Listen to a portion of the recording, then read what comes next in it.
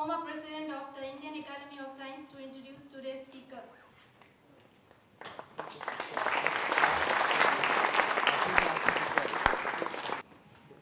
Well, it's a very great pleasure to be here, and it's a real honor to say a few things about Professor Phillips, who will tell us this evening about some very interesting things, and you can see that it's going to be a real lecture. He's going to talk to us on time, Einstein, and the coolest stuff in the universe. Professor Phillips is actually one of the fathers of the field of ultra-cold atoms. His work and the work of his colleagues has enabled us to cool and hold collections of atoms so that the random thermal agitation of these atoms is still, and when it is still, it reveals a whole new world of completely unexpected phenomena which are now being probed with exquisite sensitivity and unbelievable sophistication. As a condensed matter physicist, I am actually a consumer, I am a user. I am one of the professional beneficiaries of what is happening in this field.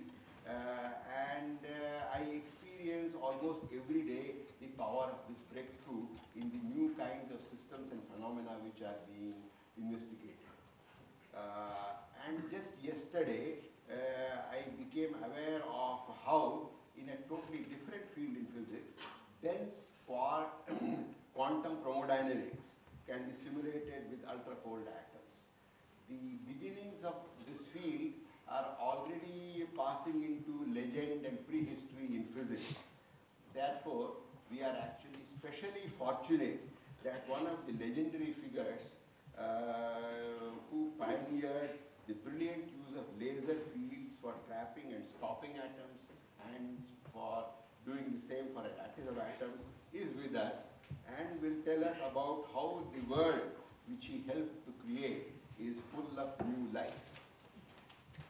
Now, I'm told that this lecture is being sponsored by two organizations. One is the International Center for Theoretical Sciences, and the other is the Indian Academy of Sciences. One is very young; it's about 2 years old. That is the International Center for Theoretical Sciences. It's a fledgling organization. It has no home. It has had in the last 2 years, I think, about 20 programs of different kinds. Winter schools, summer schools, conferences, and even, I think, a 3-month program on string theory. Now, it will acquire a home. I'm told that in about 2 years, it will have a permanent building of its own. But it answers a very long and genuine need of a community of physicists in this country, and therefore it is bound to grow. And I'm very happy that this organization is one of the sponsors of this lecture. And I actually invite all of you to participate in the growth of this organization. It actually has a website, and you can go to that website and, for example, give a proposal for a program.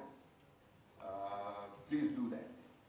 The Indian Academy of Sciences is a very old organization by Indian standards. It is more than 75 years old, and one of our most distinguished scientists said that it is the most academic of our academies. And therefore, this is another reason why I'm very happy that Professor Phillips is giving us this public talk. Thank you very much, and I look forward to a wonderful experience. Thank you very much for that kind introduction. It's a pleasure to be here. This is my first trip to Bangalore, my first trip to India. I'm having a wonderful time visiting the laboratories and eating the wonderful food here in India, in Bangalore. For the next hour, I'm going to be telling you about time, Einstein, and the coolest stuff in the universe. Now, as you can see, it's kind of a complicated setup, and I hope we're going to have a lot of fun. It's been kind of hectic getting all this set up after the meeting of the alumni, and we forgot one thing. We forgot the overhead projector. So if we can find one, then, because we won't need it until the end of the talk, and we can probably, so if not, well, no big deal. But there's a lot of things to do. But I come from a place called the Joint Quantum Institute. Now, the Joint Quantum Institute is a new organization, which is a cooperative venture of the National Institute of Standards and Technology, which is approximately the equivalent of your National Physical Laboratory, and the University of Maryland in College Park. And I'm part of the laser pooling and trapping group at NIST. And the other permanent members of that group are Gretchen Campbell, Paul Leff, Trey Porto, and Ian Spielman. And we get support mainly from NIST, but also from the Office of Naval Research for the work that I'm going to be telling you about today. Now, time, Einstein, and the coldest stuff in the universe. Well, what does Einstein have to do with time? What does Einstein have to do with the coolest stuff in the universe? Well, it's pretty obvious what Einstein has to do with time. Einstein was on the cover of Time as the person of the century. And it seems to me that was quite appropriate because Einstein's thinking, especially in the early part of the 20th century, had a profound influence on both science and technology, as well as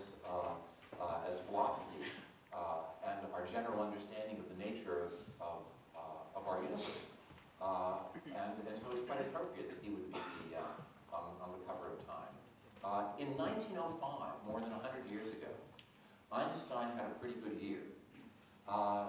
It's sometimes called his annus mirabilis, in which he came out with 3 ideas, each of which changed in a very fundamental way the way that we think about our world. Brownian motion. People have known for a long time that if you look at a drop of water that has a little bit of dirt in it, that the dirt seems to be wiggling around. At first, people thought maybe the dirt was alive, but they soon understood that it wasn't. And exactly what was going on was something of a mystery. Well, Einstein interpreted this in terms of the thermal motion of the unseen water molecules in the drop of water. And by doing explicit quantitative calculations that were later confirmed by experiment, this understanding was the thing that finally convinced people that matter is made up of atoms and molecules. It may be hard to believe that just 100 years ago, a lot of people did not believe that matter was made up of atoms and molecules. It was Einstein's work that convinced everyone. The photoelectric effect, this is what he got the Nobel Prize for. People knew that when you shine light on a metal, that electrons came on. Einstein explained the phenomenon by saying we should think of light as being a stream of particles, particles we now call photons. Well, this was sort of odd because the previous century had been spent doing experiments that proved that light was not a particle the way Newton had imagined, but that light was in fact a wave. And now Einstein said, yes, of course light is a wave, but it's a particle too. And that explained the photoelectric effect, but more than that, it introduced an idea that has become a theme for 20th century physics, that everything is both a wave and a particle. And that began with Einstein. Completely revolutionary idea. Special relativity is probably the thing that Einstein is best known for. And in fact, in special relativity, Einstein changed our very concept of what time is. When asking himself, what is time? The answer that he gave is, time is what a clock measures. Now that may sound like a rather shallow answer, but in fact it's a very deep answer. And by taking that answer seriously, Einstein discovered the relativity of time. Imagine a clock that consists of 2 mirrors. And these 2 mirrors allow light to bounce back and forth between them. So every time light bounces back and forth between these 2 mirrors, that is 1 tick of the clock. Now, one of the things that Einstein understood was that the speed of light was going to be the same for all observers. Now, imagining that this is a clock and taking seriously that time is what a clock measures, let's think about what happens if this clock moves. So, when the clock is stationary compared to you, the light's bouncing back and forth like this and ticking away. Now, let's move this clock, and now the light goes like this on this zigzag path. But remember, light always moves at the same speed for all observers. So this light, the one in the clock that's moving, takes longer to bounce between the 2 mirrors, and time is what a clock measures. The ticking of that clock is slower, so that means time itself is moving slower for that moving object. And you can figure out just by simple geometry exactly how much time is slower, and you can get Einstein's famous time dilation formula. So time was a central feature in Einstein's thinking about relativity, and clocks, of course, were the key thing, because clocks are what measure time. Now, at the place that I come from, the National Institute of Standards and Technology, we are responsible for the standards of measurement for the country, and one of those standards of measurement is the standard of time, namely clocks. So like Einstein, we are interested in clocks, and making better clocks is our business. And throughout history, clocks have continually improved. The earliest clocks were, in a sense, based on the rotation of the Earth. The Earth rotates once a day. It provides a ticking. You can make a sundial and count off hours in between the rising and setting of the sun. And then as time went on, people figured new ways to make time. A pendulum clock, this beautiful tall clock, or grandfather's clock, is based on the thing that Galileo discovered, that the swinging of a pendulum is almost independent of how far it swings, and therefore it makes a very good ticker for a clock. Many of you are wearing a clock like this on your wrist. Inside that clock is a tiny quartz crystal that is vibrating and constitutes the ticker for that digital watch. Throughout history, people have made clocks that have not only been marvelous works of engineering, but also wonderful works of art. Here is one of my favorite clocks. This clock is called H4 because it's the 4th timepiece made by a man named John Harrison, who lived in the 18th century and spent most of his life trying to win the Longitude Prize. Early in the 18th century, the British government offered a prize to anyone who could determine the longitude on a sea voyage from the United Kingdom, of what's now the United Kingdom, the British Isles, to the West Indies, to an accuracy of, I think it was half a degree. Why? Because the Royal Navy was losing ships and sailors at sea because they didn't know where they were, and they would be crashing on rocks. And sometimes thousands of sailors were lost, along with their ships and their cargo, because they didn't know where they were, and they didn't know that there were rocks in front of them, and they would founder on the rocks and sink. And so it was worth a lot of money. 20,000 pounds sterling. 20,000 pounds sterling in the 18th century is not a small fortune. It is a large fortune. A working person, someone who was a servant in a house, might make 10 pounds a year. A good professional, a clerk, might make 100 pounds a year. 20,000 pounds was what was offered for any way of determining what the longitude was. Harrison was convinced that the way he could determine the longitude was with a clock. Why a clock? Well, you know that people who live to your west, in countries to your west, have an earlier time than people who live to your east. So if you had a clock that you synchronized to the time in Greenwich, England, so you synchronized the clock so it read noon when the sun was highest in Greenwich, and then you took that clock with you on a voyage and waited until the sun was highest so that it was local noon, and you look at your clock, you can tell how far east or west you are of Greenwich. Now, the great Isaac Newton scoffed at the idea that longitude could be determined with a mechanical clock. But Harrison was convinced, and he spent his life doing that. And in trials in 1762 and 1764, he won that prize with a clock that was good to 39 seconds over a 47-day voyage. Almost every one of you who has a quartz watch on your wrist has a clock that is better than Harrison's. And you didn't pay 20,000 pounds for it. But all of these clocks, Harrison's clock, a pendulum clock, your quartz watch, even the rotation of the Earth, are imperfect. The pendulum, length of the pendulum may stretch or shrink. Every quartz crystal is a little bit different and may change its ticking frequency with heat and humidity, depending on whether you wear it on your wrist or put it on the table beside your bed.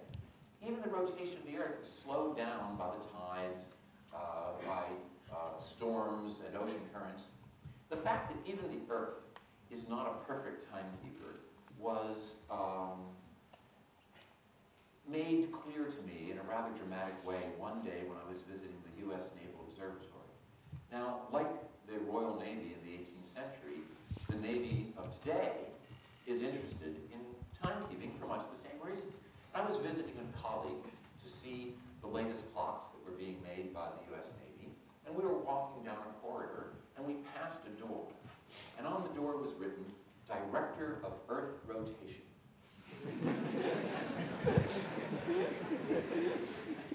I began to wonder what would happen if that guy went on vacation. But in any case, the point is there is somebody who keeps track of the variations of the rotation of the Earth, because it changes with all of these things, and if you want the sun time to be consistent with the time that you're keeping by other means, then you have to make sure these things match up, and somebody has to keep track of that. Now, as I said, all of these clocks are imperfect, so we're constantly looking for a better clock. Well, as it turns out, atoms make the best tickers. Atoms tick because they have certain intrinsic frequencies, distances between energy levels, that are the same for every atom of the same kind. So it turns out that the cesium atom is the thing that by international agreement is used to define what we mean by a second. A certain number, 9 billion and some ticks of a cesium atom constitute a second. And everyone in the world has agreed that that's what we mean by a second. And it doesn't matter whether the cesium atom comes from Boulder, Colorado, or whether it comes from Delhi, or whether it comes from Novosibirsk. Those cesium atoms are absolutely identical and keep exactly the same time. And so that is one of the reasons why atoms make the best tickers.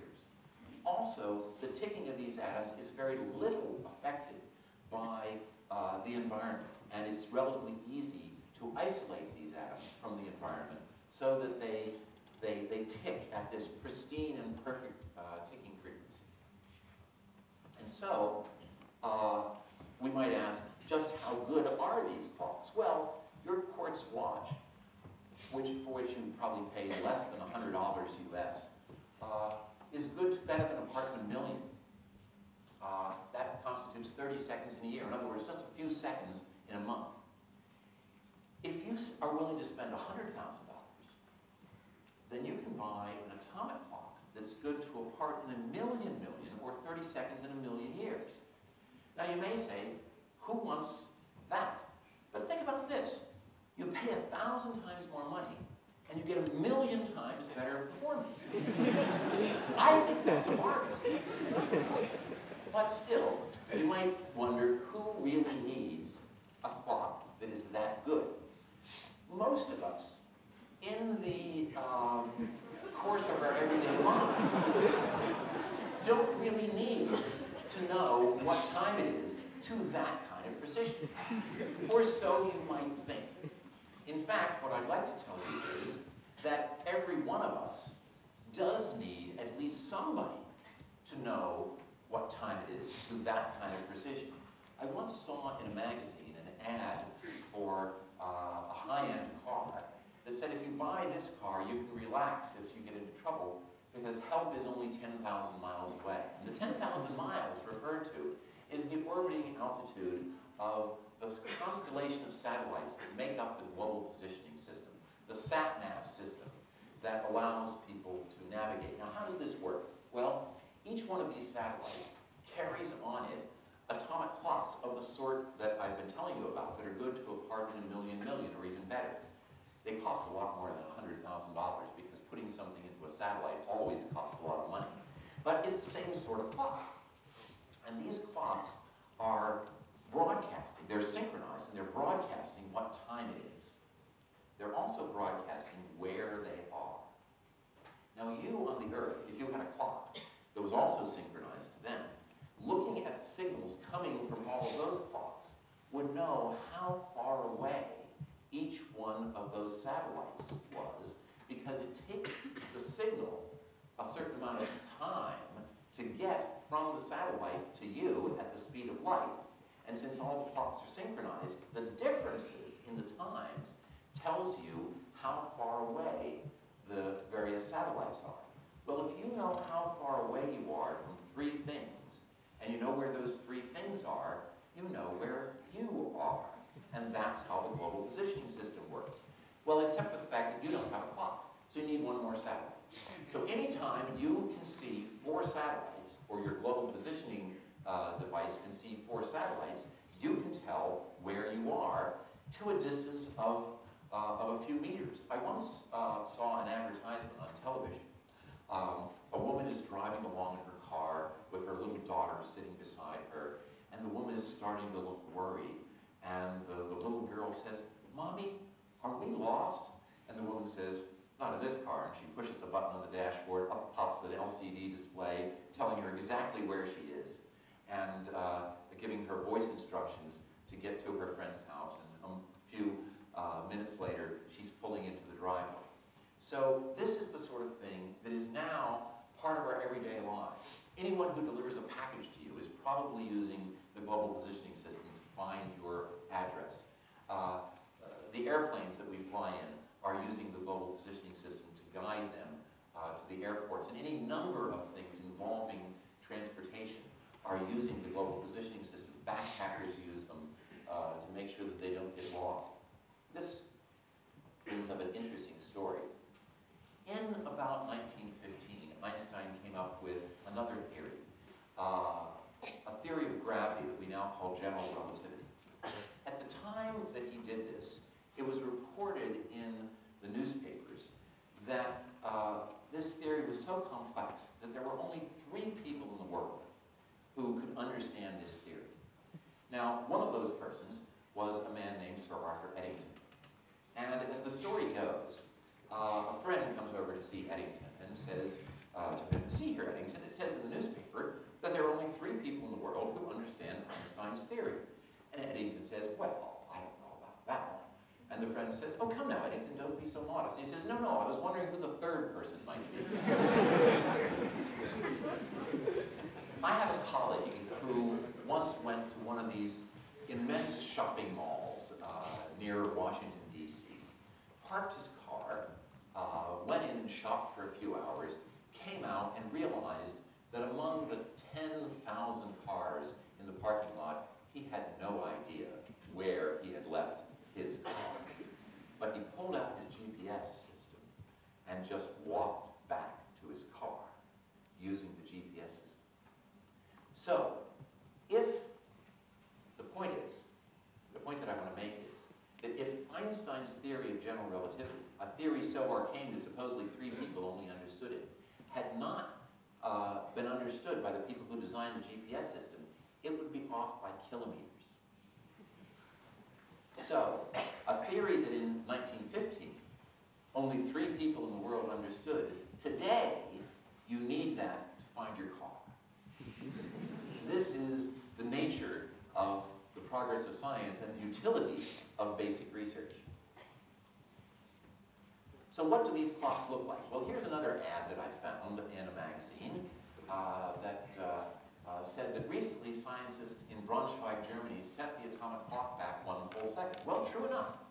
In Braunschweig, there is the Physikalische Technische Bundesanstalt, which is like the National Physical Laboratory and NIST, and they keep track of time for Germany. And they have somebody who keeps track of the rotation of the Earth, or they call up the people of the Naval Observatory and find out what's happening. And everybody agrees throughout the world that they should set the clock back 1 second to account for the fact that the Earth has slowed down a little bit. And these are called leap seconds. And according to this advertisement, this airline has adjusted their flight schedules accordingly. Yeah. Well, be that as it may, what I want to assure you is that the instrument in front of which these 2 idiots are standing looks nothing like an atomic clock. In fact, if you were to come to our laboratories in Boulder and visit the atomic clock laboratories, you might see something that looks like this. And I guess this probably isn't funny in India, is it? Because you don't change the time. Ah, right, you don't go on summertime, right? So you see, in the United States, in the spring, we set our clocks forward in order to go on summertime, and in the fall, in the autumn, we set our clocks back in order to go back to standard time. And so this joke, which completely failed,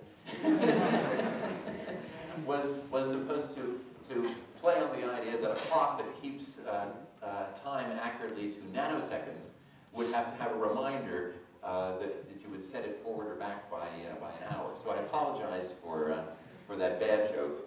But nevertheless, this is indeed what an atomic clock looks like. So what is inside this long tube, which has magnetic shields and is evacuated on the inside? Here, schematically, is what is inside that long tube. Inside a vacuum, there is a can, and the can has some cesium metal. Now, you may remember from your chemistry that cesium is an element on the left-hand side of the periodic chart down toward the bottom. It's very reactive. It burns in air. But this is all done in vacuum, so we don't have to worry about that. We heat up the cesium. The cesium evaporates, making making a gas, some of those gas atoms come out through a hole in the side of the can and make a stream of cesium atoms going along here in what we call an atomic beam. Now those atoms are traveling at about 200 meters per second. And for the reasons that we already discussed, each one of those cesium atoms can be thought of as a tiny perfect clock that can tick at a certain frequency. And what you want to do as an atomic clock maker is to synchronize the ticking of your laboratory clock with the ticking of the cesium atom, so they both tick at the same rate. And the laboratory clock, as it turns out, is a quartz crystal clock, like the crystal that's in your wristwatch, except of a higher quality. And what happens is that you synchronize the ticking of the atom and the ticking of the quartz crystal as the atoms enter the apparatus here. This is basically setting the two clocks at the same time. Now, the atoms travel to the other end of the apparatus. The atoms are keeping perfect time. And at the end of the apparatus, you compare the atom's time with the time being kept by your laboratory clock. And if they're not the same, you make an adjustment. Now, this is very much like what you might do if you want to keep your watch running at the correct rate. What I suggest that you do is log on to www.nist.gov, my organization, and up in the upper right-hand corner, there's a button to click for the time, and then you can get the current time. You can set your watch. Well, okay, in India you have to, change it by a half an hour, but what's a half hour among friends?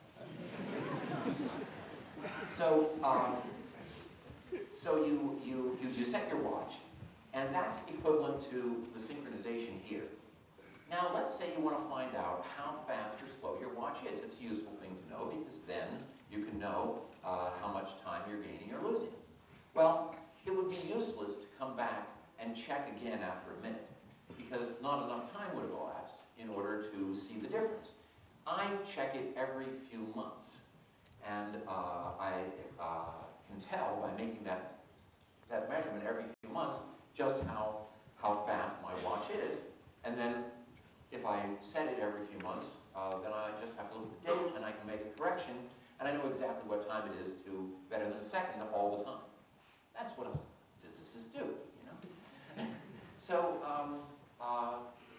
the problem with doing that here is, you see the atoms are moving along here at 200 meters per second. The distance from one end of the apparatus to the other, in the longest of these atomic clocks, is about 1 meter. That means that the time between synchronization and comparison is only a few milliseconds. Someone said, this is like trying to tell time from a clock that is going past you at the speed of sound and then crashing into the wall. Doesn't sound like it's very easy to do. But 50 years of development have made these clocks so good that they are good to a part in 100 million million. But they can't get any better. And the reason they can't get any better is because the atoms are moving too fast. And the only way we're going to deal with that is to slow the atoms down. Well, as it turns out, having a long time to make the measurement is a very important thing for why atomic clocks can't be better when they use fast atoms. But there's more. The Doppler shift. When you have a clock that's broadcasting its ticks and it's moving toward an observer, or if the observer is moving toward it, the frequency appears to be shifted. For example, let's say that you are on the seaside and you're watching waves come in on the beach, and they hit the beach at a certain frequency.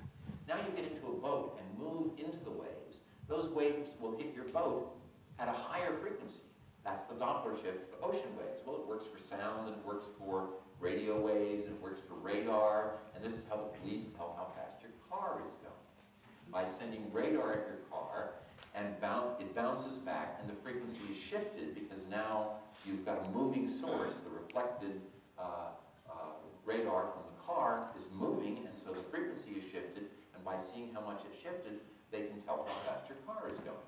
But for an atomic clock, this is a disaster, because if we think about typical thermal velocity, about 300 meters per second, that's the velocity of the molecules in the air in this room. the fractional change in the frequency is that velocity divided by the speed of light.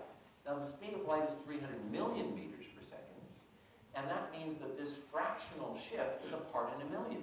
We're trying to make clocks that are a part in 100 million million. This is a disaster. But 50 years of work and a lot of clever tricks have reduced this, this error, but not completely eliminated it. And the degree to which it can't be completely eliminated, and you can see that reducing something by a factor of 100 million is not an easy task. And what's left over is what makes atomic clocks limited in their accuracy. And then there's something that Einstein taught us, which we've already talked about. Moving clocks run more slowly. And the shift here is the ratio of the square of the velocity to the square of the speed of light, and that's about 10 to the minus 12. And we're trying to do 10 to the minus 14. And there's no trick to get rid of it. You have to measure the velocity of the atoms and make a correction. And the difficulty of making that correction is one of the things that limits the accuracy of these clocks. So we have no other choice but to slow the atoms down. So what does it mean to slow the atoms down? Well, slowing the atoms down means cooling. If I have a hot gas, like the air in this room, then it means that the atoms and molecules in the gas are moving rapidly, around 300 meters per second for the nitrogen molecules in the air in this room. If we could cool the air in this room down, which would be quite a good idea, then that would mean that the atoms and molecules would be moving more slowly. Now, in order to give you an idea of what I'm talking about, I brought along some really cold stuff, courtesy of the physics department here. Inside this styrofoam bucket is liquid nitrogen. Remember that nitrogen is the major constituent of the air. So this is effectively liquefied air. This stuff is so cold that compared to it, this table is red hot. What would happen if you took cold water and poured it out onto a red hot stove? It would boil. And that's what's happening. This liquid nitrogen is boiling because the table and the floor is so hot. It makes the liquid nitrogen boil. You want to see it better? This stuff is so cool.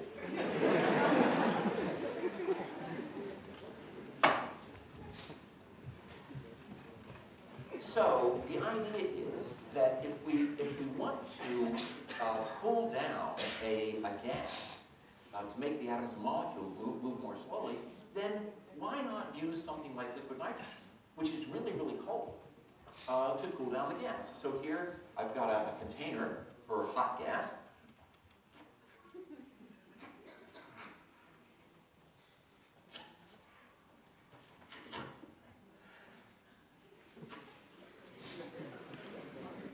Okay, good. So now we got some hot gas. That was a lot of work. We got some hot gas in the balloon, and what I'm going to do is I'm going to put it into the liquid nitrogen to cool it down. Okay? Good. There we go. Okay, fine. So that's cooling down. Now, just how cold is this stuff? Well, here I've got a beaker covered with foam rubber so that it's nice and insulated. Here's some liquid nitrogen. What I'm going to do is I'm going to pour the liquid nitrogen into the, I'm going to need that, so I'm going to pour the liquid nitrogen into here. Now remember, this thing has been sitting out at room temperature.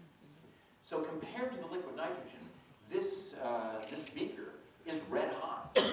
Imagine what would happen if you took a metal bucket and heated it up until it was red hot, and then poured water into the red hot bucket.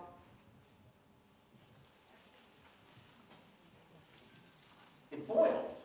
The bucket is so hot that it makes the liquid nitrogen boil. So now we'll let that boil away for a little while. It doesn't work quite as well as a doer. Okay, so while we're letting that boil, let's cool down some more hot gas. Okay, there we go. All right. Okay, so let's go over here to see our liquid nitrogen. Okay, so it's boiled off a little bit. Let me just top it up a little bit.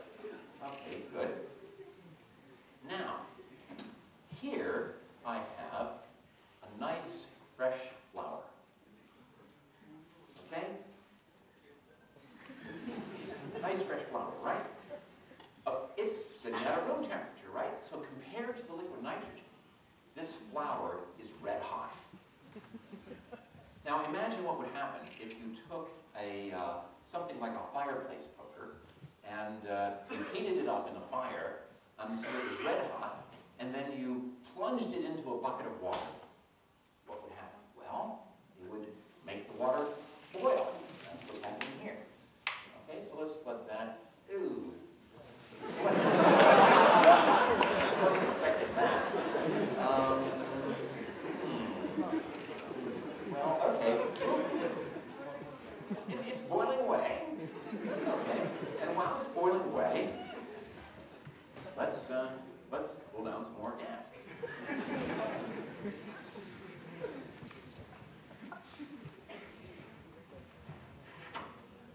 Okay.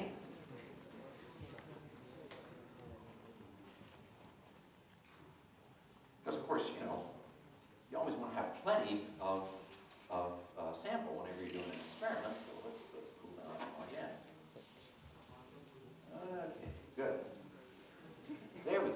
Okay, now let's look at our flower. Now I'm going to have to use these tongs to pull the flower out. But the point is that now that the boiling has subsided, the flower is frozen so hard that I can crush it like it was made out of glass. This stuff is really cold.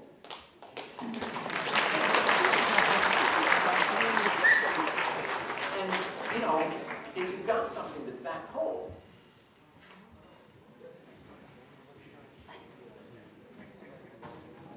then why not use it to cool down your gas? Okay.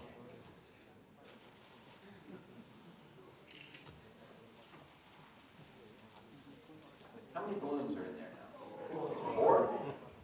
4? Everybody agrees 4. Okay, fine. Let's see what else we can do to show how cold this stuff is. Here is a nice rubber ball. Okay?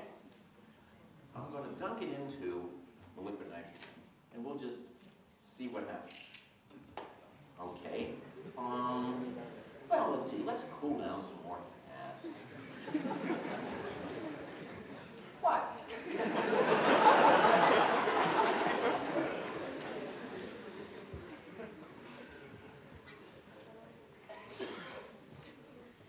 I'm not sure about that one. I might have made that one too big.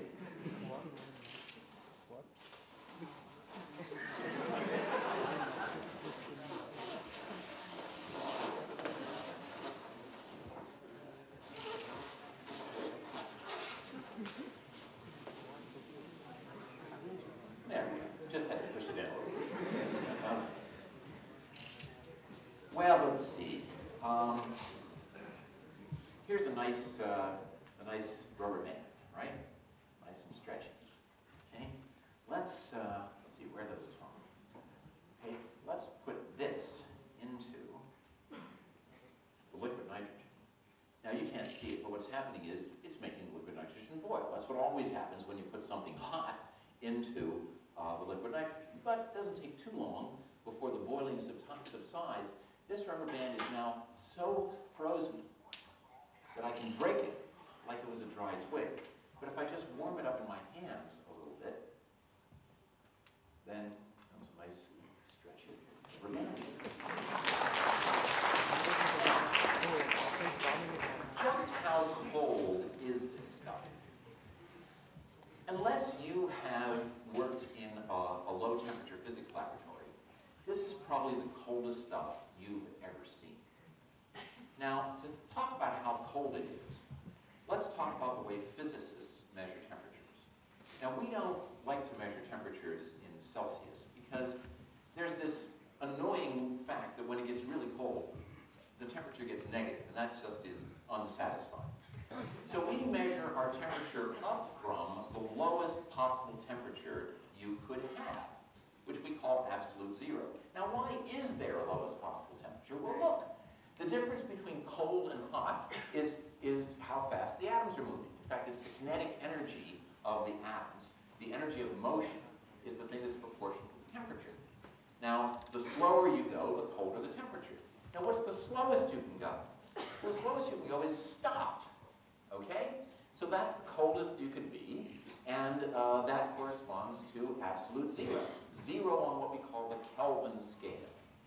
Now, the fact of the matter is that even at absolute zero, the motion doesn't actually stop. There's a funny little thing having to do with Heisenberg's uncertainty principle, but, you know, between friends, let's just say that absolute zero is when the motion stops, okay? Sometimes people say, why can't you have temperatures lower than absolute zero? And I say, tell me what's slower than stopped, and we'll talk about what's colder than absolute zero, okay? So, on that Kelvin scale, where absolute zero is zero, and the degrees are Celsius degrees, the temperature in this room is about 300 degrees, 300 Kelvin. Ice melts at about 273. Dry ice has a temperature of about 195. The coldest temperature that was ever measured anywhere on the face of the Earth, someplace in Antarctica during the wintertime, was 185 degrees above absolute zero. This stuff, my friends, this stuff that boils when you pour it out onto the table, that is so cold that it makes flowers turn into glass, that makes rubber bands break like they were dry twigs. This stuff is 77 degrees above absolute zero. For most of you, the coldest stuff you've ever seen. We need some more liquid nitrogen. Oh, I almost forgot. The racquetball. A little bit chilly, but let's see how this thing bounces. Well, not only did the racquetball break, but the ceramic tile on which I was bouncing it broke. This stuff is really cold. And so you've got something that cold, it seems perfectly reasonable that you would use it as a refrigerant to cool down a hot gas. And that's what we were trying to do with the with balloons. But some of you noticed that there was a little bit of a problem with what was going on with the balloons. It appeared that the volume of balloons that went into this bucket was bigger than the volume of the bucket. And the reason is that these balloons are as flat as pancakes. See, they're just flat little crispies. Okay, how many were there? Okay, so how many does that make? 1, 2, 5. Okay, so tell me this. How many orange balloons did I put in there? What about yellow balloons? So before I started, you see, I put extra balloons in here. They're just flat as pancakes, and I could have put, you know, any number of balloons in there. Because what happened was, as you can see, the balloons did not lose the air. The air condensed. When warmed back up, the balloons reinflated. So what happens is, any time that you have a gas and you put it in contact with something cold, so that you cool down the walls of the container, what will happen is that the gas will condense on the cold walls of the container, or it will stick to the cold walls, and you will have no gas anymore. And if you want to make an atomic clock, you have to do it with gas atoms, because only in the gas phase are the atoms isolated, and only then do they have this perfect ticking frequency that I was talking about. If they're stuck onto other atoms, or if they're stuck onto some surface, they won't have that perfect ticking frequency. So how are we going to cool down a gas of atoms to make the atoms go more slowly without allowing them to condense? Well, the answer, in a certain sense, has been staring at us from the heavens for centuries. Because since the time of Kepler, people have known that the tails of comets always point away from the sun. So if we have a comet, and it comes in from somewhere out of the outer reaches of the solar system, as it comes in, the tail streams behind it. As it goes around the sun and goes out, the tail streams in front of it. And the reason is that the sunlight pushes on the dust and gas that make up the comet. and push the tail out, always pointing away from the sun. The solar wind also contributes to that. The point is that light pushes on stuff. And what we're going to do is, we're going to use light from a laser to push on atoms in such a way as to make them slow down. And by using light, we don't have to touch the atoms with something cold, and therefore the atoms won't condense. And there's more. This liquid nitrogen is magnificent. I mean, it's so much fun. I mean, it's so cold that it boils, and when you pour it out on the ground. The coldest stuff you've ever seen for most of you. When the atoms of the molecules of liquid nitrogen boil off, when I pour it out on the table, the nitrogen molecules that are boiling off are moving at a thermal velocity of about 150 meters per second, about half the speed of the thermal motion of the atoms in the room. Now, because speed goes like the square root of temperature. So 77 degrees is about a quarter of the temperature of the room, and so we expect the velocity of these molecules to be about half, and that's what it is. Now, a factor of 2 isn't bad, but we wanted something really tremendously slower than that, and so we were looking for another way of doing it. Now, that other way is what's known as laser cooling, and in order to understand laser cooling, I need to remind you of 2 things. One is that if I have a gas of atoms and I shine light into that gas, typically the gas will be transparent to the light. The light will just go right through and it won't push on anything. In order to push on something, the light has to be absorbed or reflected. And in a gas of atoms, there's an extremely narrow range of frequencies over which, or of colors, let's say, of the light that can be absorbed by the gas. Now, for the air, basically none of the colors in the visible part of the spectrum will be absorbed by the light, will absorb the light, but there are gases that will absorb light in the visible part of the spectrum. For example, you've probably seen these yellow street lamps. They have sodium vapor inside. And if you were to shine yellow light of just the color that comes out of those lamps into that sodium vapor, it would absorb if that color was just right. But the color has to be really perfectly right. Color is related to the frequency of the light. Light is an electromagnetic wave, just like radio waves, and it has a frequency, a very high frequency, a few times 10 to the 14 cycles per second. But if the frequency is off by just 10 million cycles per second, something in the order of a part in 10 to the 8th of the frequency, a part in 100 million, then the atoms will not absorb the light. So the atoms are really exquisitely sensitive to the color.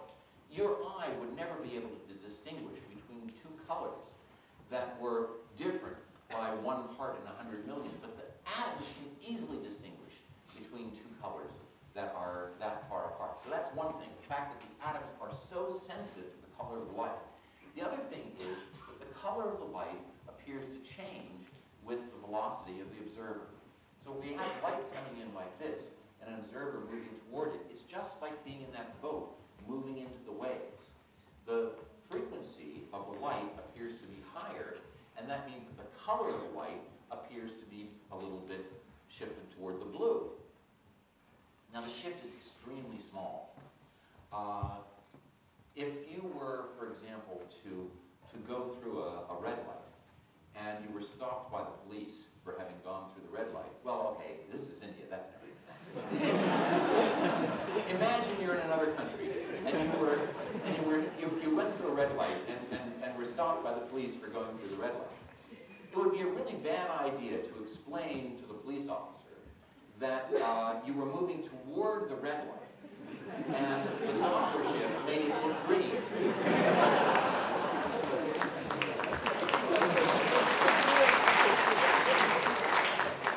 You would have to be going close to the speed of light in order for that big a shift in the color to occur, and probably the speeding violation would be worse than the red light violation. So the shift is extremely small, so you can never see the shift. The atoms can see the shift because they are so exquisitely sensitive. So here's the idea of laser cooling. So let's imagine that I'm an atom, like this atom here. And I've got a laser beam, and the laser beam has been tuned, so its frequency is a little bit below the resonant frequency of the atom.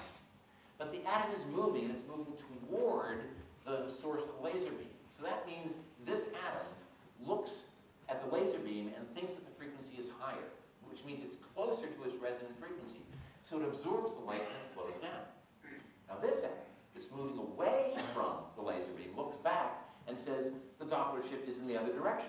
That looks like it's redder, so it's further away from the resonant frequency, and I won't absorb very much light. If I did, of course, I would speed up, but it doesn't happen much because it's the wrong color. So going this way, I slow down a lot, and going this way, I hardly speed up at all. Now, all you have to do is to bring in another laser beam from the other side, and now it doesn't matter which way you go. If you're this atom, you see this laser beam shifted toward your resonant frequency, and you slow down. And if you're this atom, you see this laser beam shifted toward your resonant frequency, and you slow down. And all you have to do then is bring in laser beams from every direction. And now, the atom feels as if it's in a viscous fluid. Imagine that you were in a swimming pool full of a sticky syrup. And you tried to move, and immediately you would feel a force that was opposing your motion. Now, in the United States, we use a sticky syrup called molasses. I don't know if you have that here. And so when Steve Chu, who was at Bell Labs at the time in 1985, first made this configuration of laser beams, he called it optical molasses because the atoms feel as if they are in a sticky, viscous fluid. By the way, Steve Chu is now the United States Secretary of Energy. And so in 1985, he called this optical molasses, and the name sort of stuck. Now that's not the end of the story, because if that's all there was, atoms would simply come to rest and stop. But Einstein taught us that light should be thought of as particles, and that means that the atoms absorb the light in units of energy that we call photons, one at a time. It's not a continuous process. So that means that, well, for example, let's say that I'm an atom, and I happen to be at rest, and there's laser beams coming from both sides. And let's say they have the same intensity and the same frequency, and there's no Doppler shift because I'm not moving. Then it's equally likely that I'm going to absorb light from that side or from that side. But it's not going to be from both at the same time because I absorb light as photons. So I'm going to either absorb a photon from that side or from that side. And it's random which one is going to happen. So let's say I absorb from that side. Boom, I get a kick. And now I'm moving along. And if I'm a sodium atom and I've absorbed a yellow photon, then I'm moving at 3 centimeters per second. But now I've got extra energy, can't you tell? And I want to get rid of that energy, and the way I do it is by shooting off a photon. That's just like shooting off a gun. There's a recoil, and I bounce back, changing my velocity by 3 centimeters per second. But now I'm ready to absorb another photon. Maybe this time it's from that side, and boom, I get a kick, and I go off in this direction. And then I emit a photon, and it's in a random direction. It goes that way, and I get a kick forward. So you see, every time I get an absorption of a photon, I get a kick. Every time I get an emission, I get a kick. So the atom is doing this random dance, and it gets really hot. It's sort of like a cosmic dance. and the atom heats up. Now, of course, if the atom starts to move in one direction, then the Doppler shift will guarantee that it absorbs a few more photons from that side, and it'll slow down. And that cools it down. So there's heating and there's cooling, and you have to balance, and it's easy to calculate what that balance is. And it turns out, for sodium atoms, you can get the temperature down to 240 millionths of a degree above absolute zero. Now remember, my friends, this stuff, the coldest stuff you've ever seen, this stuff that boils when you pour it out onto the table or the floor, 77 degrees above absolute zero. The coldest stuff that most of you have ever seen. 77 degrees above absolute zero. I wonder what it's going to do to those plants. We're talking about getting something 300,000 times colder than liquid nitrogen with laser cooling. So you can bet that people were pretty interested in this. So we got interested in doing this, and Steve Chu and his colleagues got interested in doing this. And here is a picture from our laboratory of laser beams crossing in the middle of our vacuum apparatus with sodium atoms collecting at the place where the laser beams cross, because their motion is damped so strongly that when the sodium atoms hit that, they have a really hard time getting out because it's so sticky there. And we had a ball about a centimeter across with about 100 million sodium atoms in it, and the temperature, we were told, could be as low as 240 microkelvin. Well, how do you measure the temperature of something that's supposed to be 240 microkelvin? It's not so easy. You can't just stick a thermometer in there. What you have to do is measure the velocity of the atoms. And that's exactly what Steve Chu did when he first made this. He held the atoms in the optical molasses. He released the atoms by turning off the lasers. Now you see the atoms are moving every which way, but they're not going very far because of the viscosity. Now, you turn off the lasers, the atoms just expand freely, as any gas will expand in a vacuum, and the hotter the gas is, the faster it expands. Now, a little time later, a few milliseconds, you turn on the laser beams, and a few of the atoms, the ones that remain in the center, are going to be recaptured by the laser beams. And the faster the atoms are going, the fewer atoms will remain in the center, and then you can calculate what the temperature is from that. Well, that's what they did, and they got 240 microdegrees. Well, this is fantastic, because that's the lowest temperature you could get. And on the first experiment, they got the lowest possible temperature. We repeated the experiments a little bit later in exactly the same way, and got exactly the same result, 240 microkelvin. And then we started doing some more experiments. And those other experiments just weren't working out. The molasses wasn't, it was stickier than it was supposed to be. It just wasn't making any sense. And we thought that we should have a new way of measuring the temperature just to see what was going on. And quite unexpectedly, in 1988, we found that the temperatures were much colder than the theory had predicted. Now remember, the whole idea of these experiments was to make the atoms as cold as possible. And somehow or other, we had made the atoms colder than possible. Well, you can imagine we were pretty surprised. In fact, we felt a lot like these guys who have seen something that is much colder than it should be for the environment where they are.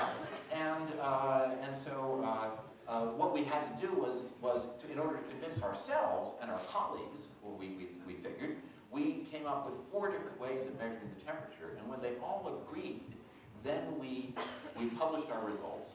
And the scientific community was of 2 minds. Some people said, surely this is a mistake, let's just, it'll just go away if we don't make a big fuss about it. But Claude Cohen-Tanuji and his colleagues in Paris, and Steve Chu and his colleagues at Stanford, where he by that time moved, decided that if we were crazy, they would prove that we were crazy. And they went into the laboratory and measured the temperature very carefully and found that the temperature was indeed way below what the theory had predicted.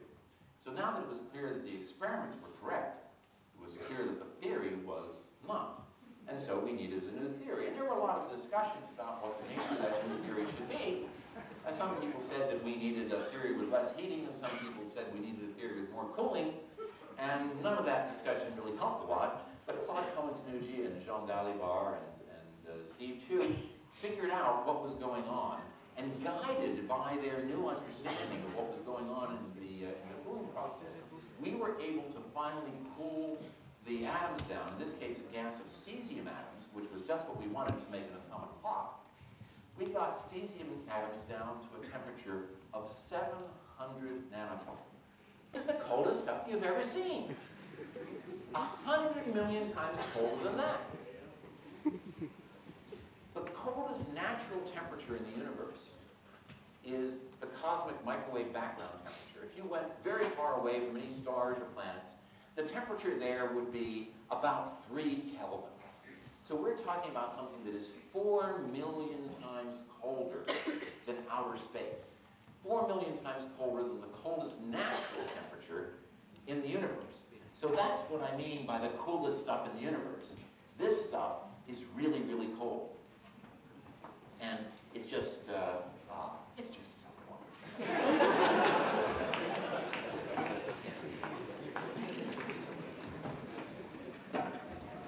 So, we've got something that atomic clock.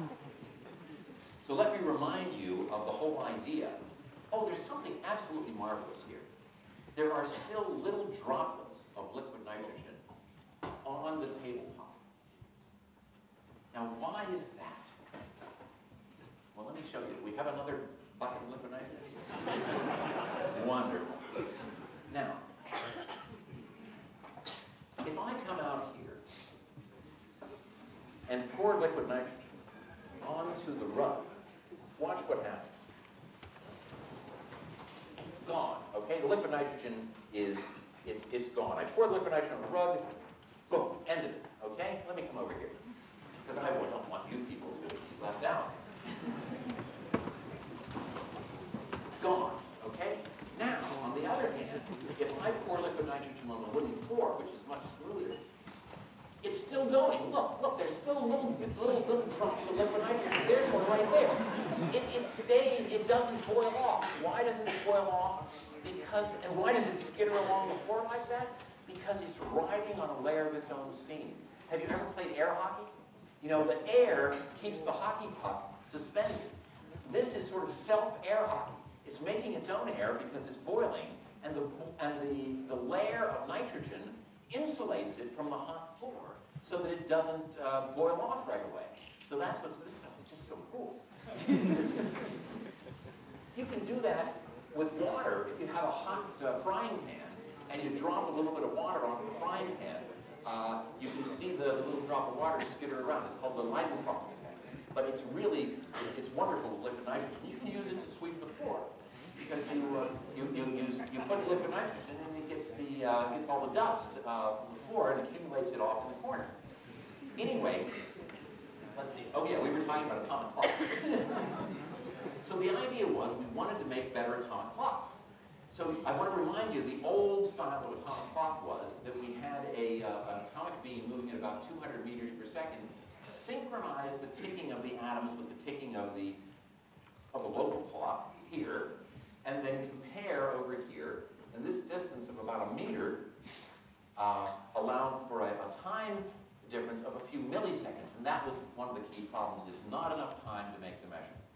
So now, what we have is not atoms that are moving at 200 meters per second, but atoms, I forgot to tell you, these atoms have a velocity of less than a centimeter per second. So this is a velocity at which a bug crawls, right? Instead of the velocity of sound. So now that we have atoms that are that cold, what happens when we put atoms like that into our atomic clock? And the answer is nothing, because they fall like rocks. See, if you've got anything that is moving at just a centimeter per second and you let go of it, it goes straight down. But about 50 years ago, a guy named Jerome Zacharias at MIT said, look, what you want to do is to make a clock where you have the atoms and you shoot them up and they come back down. And when they go up, you synchronize, and when they come back down, you make a comparison. And you see what happens? If instead of having this atomic clock go horizontally, you have it go vertically, the atoms go up about a meter and they come back down after about a second. So instead of milliseconds of observation time, you get seconds of observation time, or about a second of observation time, and that can make all the difference in the world. And here is a picture of such a clock in our laboratories in Boulder, Colorado. We have two places where we have NIST, one in Gaithersburg and one in Colorado. And this is Steve Phillips and Don Meekoff have made this apparatus, and they laser cool the atoms down here, and they shoot them up in vacuum. They fall back down after about a second. And this clock, and clocks like it, are now operating with a fractional uncertainty of 3 times 10 to the minus 16. That means that they're good to 1 second in 100 million years. This is what we call close enough for government work.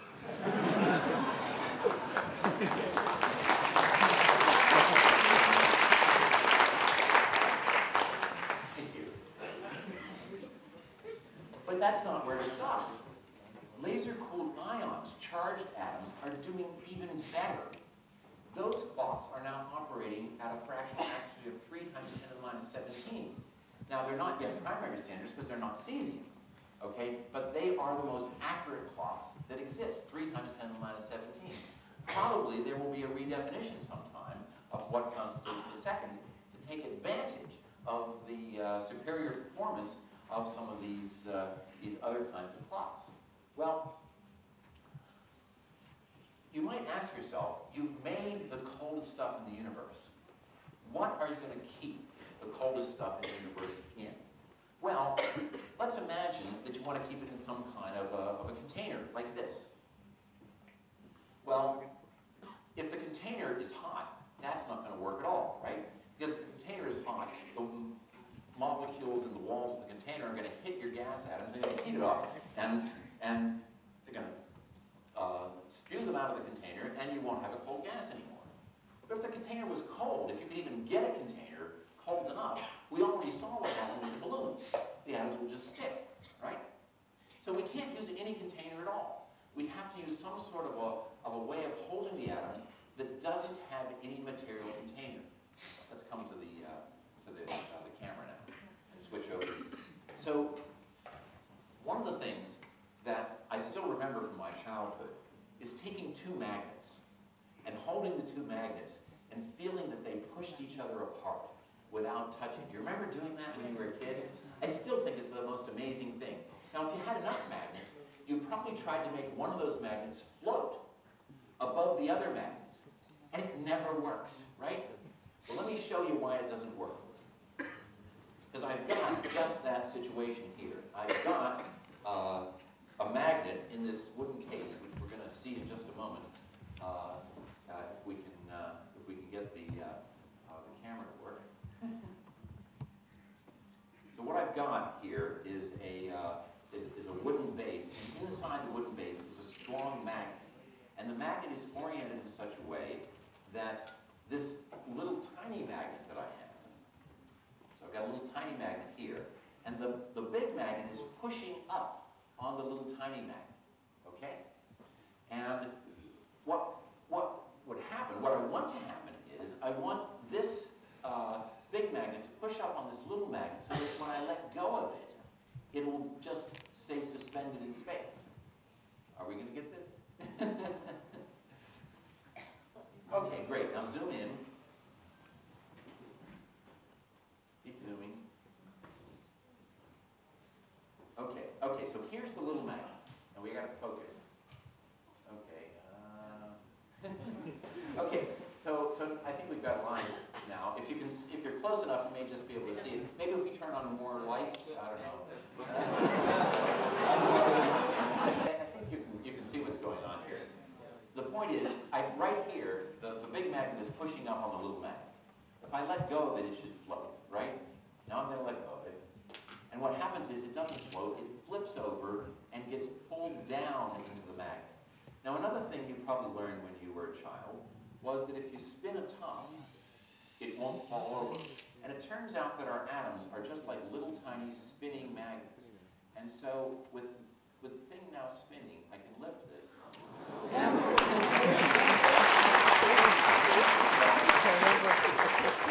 really want to do better than that. That's a little disappointing. Let's see if I can do better.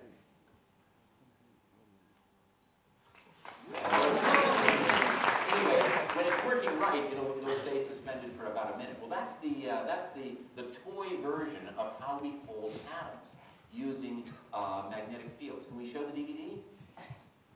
So this is a video of some real atoms.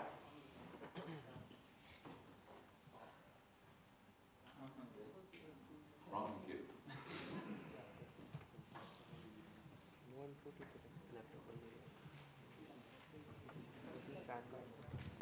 A tiny cloud, about 2 millimeters across, a cloud of cesium atoms that has been cooled down to a temperature of about 1 microkelvin and released into a magnetic trap, sort of like the magnetic trap that held up the spinning top in the toy demonstration that you saw. So trapped atoms is what we want, number 7.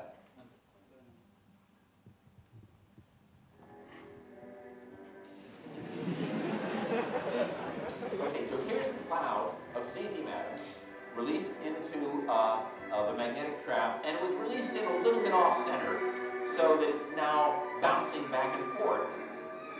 And you see, as time goes on, the background gas atoms hit some of the cesium atoms and kick them out. But they last for about a second. And here's some new cesium atoms. Okay, and they bounce back and forth. And as time goes on, they die away because the vacuum is not perfect. Now, since we made that video some years ago, we've made our vacuum a lot better, and we now can keep our atoms around for 100 seconds. So we can hold our atoms in a vacuum, suspended against gravity using magnetic fields for over 100 seconds. Let's go back to the laptop now.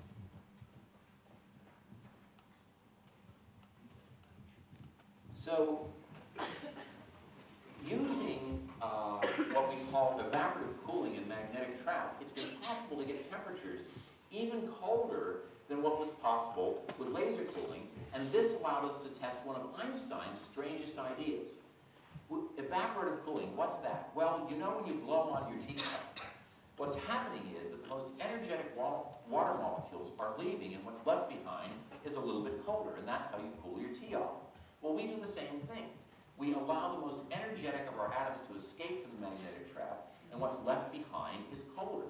And using this trick, this prediction of Einstein was able to be realized. In 1924, Einstein predicted that if you got a gas of atoms of a certain kind, the kind that was described by Satendra Bose in his new quantum statistics, you could have something weird and wonderful happen. That there would be a phase transition, sort of like the phase transition from gas to liquid, but this was from one kind of gas to another, and the new kind of gas had a large fraction of the atoms not moving at all, or not moving as much as Heisenberg's uncertainty principle allows you. Well, in 1975, using a combination of laser cooling and evaporative cooling, teams in Boulder, Colorado, at my institution, IISc in Boulder, and at Cambridge, Massachusetts, achieved Bose-Einstein condensation in a super cold gas. And for that, these guys got the Nobel Prize in 2001, Eric Cornell, Wolfgang Petterle, and Carl Wyman. And this is a picture of the velocity distribution of their atoms as they approached Bose-Einstein condensation. So now we've come to the end of what has been a great adventure in cooling atoms down. And to show you how far we've come, I've got this logarithmic temperature where each mark on the thermometer represents a factor of 10 in temperature. And at the top, at about 5,000 degrees, not the hottest temperature there is by any means, but a pretty hot temperature, the surface of the sun is about 5,000 degrees. Room temperature is just a little bit colder than the surface of the sun on this temperature. And liquid nitrogen, this stuff is so cold that it boils when you pour it out on the ground. That's just a little bit colder than room temperature on this scale. In fact, outer space is just a little bit colder than liquid nitrogen. The first laser cooling was colder compared to outer space than outer space is compared to the surface of the sun. And that was just the start.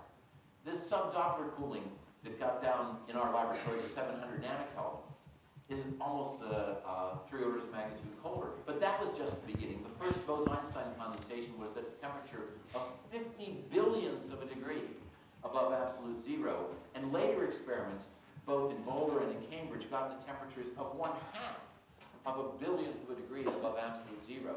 And it may be that in experiments in the space shuttle, we can get another factor of 1,000 times colder. Well, it's been a tremendous adventure.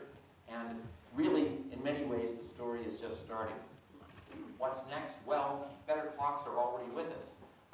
But new kinds of clocks in Boulder, neutral atoms held in optical lattices, are even better than the atomic fountains that I showed you. Trapped ions are better still. These things can be used to study things like ultra-cold atomic collisions, tests of our fundamental understanding of nature, searching for the kinds of things that Einstein spent much of his career trying to do, is to unify gravity with the understanding of the other forces of nature. It may be that experiments with these super accurate clocks can guide our thinking in those directions. Measuring fundamental constants, quantum computers, which are a wonderful thing that I don't have time to tell you about. And perhaps the most important thing, the things that haven't yet thought of. And groups all over the world, and right here in Bangalore, are doing wonderful new experiments with cold atoms. In Vasant Natarajan's group, they're cooling down these terbium atoms and trying to measure the dipole moment of these things. This would represent a new departure in physics. And they're going to use an atomic fountain, like the kind of thing that I was describing, to get better accuracy. And in other laboratories here in Bangalore, other kinds of experiments are going on at the Ramsey Research Institute. And I encourage you, if you're interested in this kind of stuff, talk to these scientists who are here in Bangalore and learn about these wonderful new things. There are so many new things. I'm imagining that some of the young people in the audience today will be the ones who will discover the most important things to be done with laser-cooled atoms. It's been a wonderful adventure. Thank you very much for your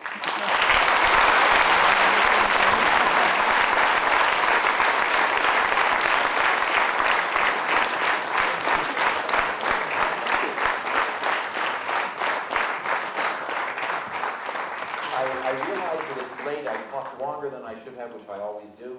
But I'll be happy to answer questions if anyone has the stamina to still, and I'll even pour liquid nitrogen on you.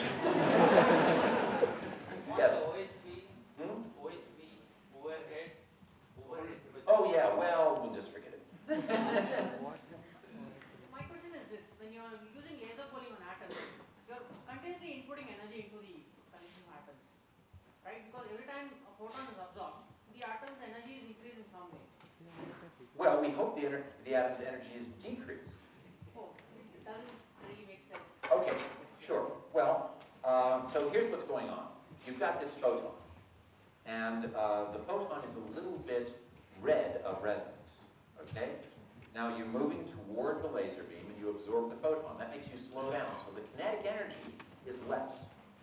Now where did the energy go? Well, the atom is excited, so it's got more energy. But it gets rid of that energy by emitting a photon.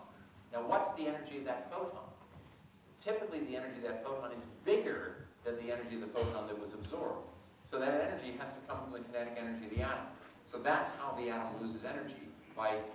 One way of thinking about it is that it just slows down because of momentum conservation. But the other way of thinking is it absorbs a lower energy photon and emits a higher energy photon. And so it has to lose some of its kinetic energy. Frequency is different from the original frequency of the atom. So doesn't it screw up your calculation when you actually calculate the time based on frequency? Yeah, so the question is, if the atom is slowed down, then the resonant frequency is a little different. That's right. But of course, the definition of time is based on a cesium atom that's not moving. So when the cesium atom is moving, it was giving the wrong answer. Now that the cesium atom is practically stopped, it's giving the right answer. So of course, those other clocks corrected for the fact that it was moving, and now we don't have to make such a big correction. The correction is really very tiny. But what about in the laser trap? In the laser trap, the frequencies would increase because of the resulting Yeah. Right, so if the atoms are held in a laser trap, then that will typically shift the clock frequency. So there's two approaches. One is turn the laser off and measure the frequency of the atoms while they're in free fall. That's what the atomic fountain does. The atom is in free fall for that entire time from the time that you release it from the laser beams and it heads up and then it comes back down. For that entire second, it's free of any laser fields. So you're getting the perfect frequency. There's an even more clever way of doing things. If you turn the light on at a particular wavelength, if you can find that wavelength, and there are some for certain atoms, that shifts the ground state by the same amount as the excited state, then the distance between them won't change, and you can measure the frequency, and it will be unchanged by the laser. That's called a magic wavelength. And the experiments that I alluded to of atoms held in optical lattices use that trick to eliminate the what you were referring to, the light shift on the clock transition. So there's a number of tricks you can use, and they work very well. Yes? Sir, this is regarding the fountain technique what you said. Whenever the atoms are moving very slowly, you make them move in vertical direction, so Yeah. they forward. Yeah. But I'm not from physics, so my understanding is these atoms fall down because of the gravitational Yes. force, right? Now, if I make a clock over here and take it to a different place, then my gravitational force changes. So does it mean that the time also keeps changing there? Okay, so it's a very good question, and the answer is yes. Being in a different gravitational field gives you a different frequency, but not for the reason that you were thinking. So it's not the fact that it takes the atoms a different amount of time to come back down. That just changes the line width. Yes? So what is the intensity of laser light that is used to hold atoms together? Not to make them to, like, making the velocity zero. Yeah, so the intensity of the laser light is really quite modest. In the configuration that has laser beams coming from all directions, a few milliwatts of laser power is all that's required. A few, maybe a few milliwatts or a few tens of milliwatts per square centimeter of laser light is all that's needed. For some of the other applications, we might need a little bit more, but typically we're using tens or hundreds of milliwatts of laser power. Not very much. Now for trapping, we sometimes use a lot more laser power, but just for cooling the atoms, pretty modest laser powers. Way back over there. Yeah, please. We should not get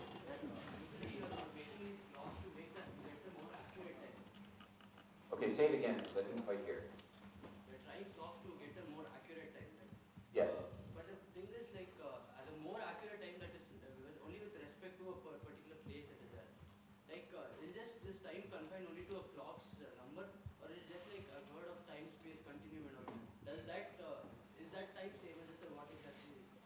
Yeah. So when we get more accurate, a more accurate clock, then of course we're measuring time in the place and circumstances of that clock. Of course, that means that some other place and circumstance might be different. For example, one of the things that Einstein told us was that if we change the height of the clock, it will change. Well, we can confirm that, and we can find out whether what Einstein predicted was right. So it's true that we only find out what time it is where we are, but exactly because of that, we can test some of these important theories. Now, another thing that Einstein said was, it doesn't matter what kind of clock you've got, it'll behave the same way. Well, what if it doesn't? Well, in fact, a lot of the new theories that hope to unify gravity with the rest of the theories of physics predict that that won't be true anymore. So that if I make a clock using, say, cesium atoms, and I make another clock using, say, ytterbium atoms, then as I move them in a gravitational field, that they won't change in the same way. Now that would be a really interesting thing to look at. Now the trouble is we don't know how big of an effect it would be, but it's the sort of experiment that might be done in order to test whether this principle that Einstein proposed, which is sometimes called the equivalence principle, whether it's correct. And a lot of people think it's got to be incorrect at some level. So if it didn't ask, like, what exactly is this time? So we're back to the beginning. What is time? And the answer is, time is what a clock measures wherever you are.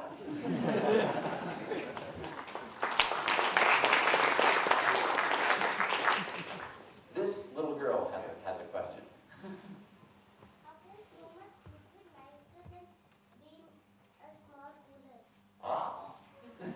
Well, you see, there's not really that much in here. It's just that when I pour it out, it expands into a gas that's almost 1,000 times more volume. So a little bit of liquid nitrogen turns into a lot of gas when it evaporates. Just like when you boil water, it turns into a lot of steam. So there really isn't so much liquid nitrogen in here, but when it boils, then then it turns into a lot. And all this, of course, what you're seeing here is not nitrogen. What you're seeing here is water. You're seeing a cloud, an ordinary cloud. And the white stuff that you see here is just a cloud, and sort of like fog. And but you see it every place where the cold gas is, and it looks like there's a lot of it, and there is. But that's because the gas is 1,000 times more volume than the liquid. Okay?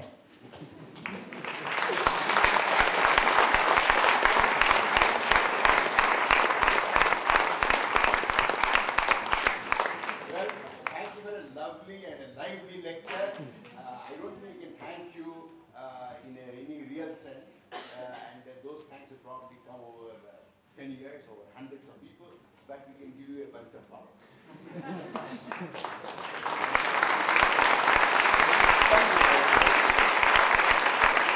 If only I had these flowers for the demonstration, it would have worked much better. Thank you very much. Okay, now I invite all the audience to the next room for the tea.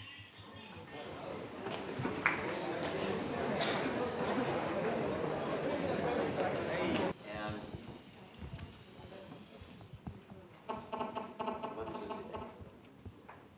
let's see. No, we need, no, I'm going to put some more weight on it. It's going to work better.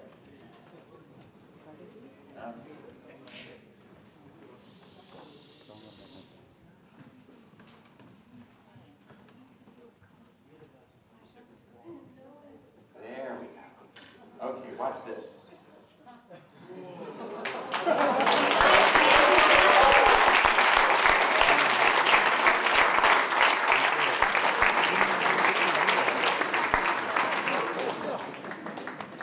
Okay, well, enjoy the refreshments. Once again, thank you all. And you know, you have been one of the best audiences I have ever spoken to. You obviously really love science.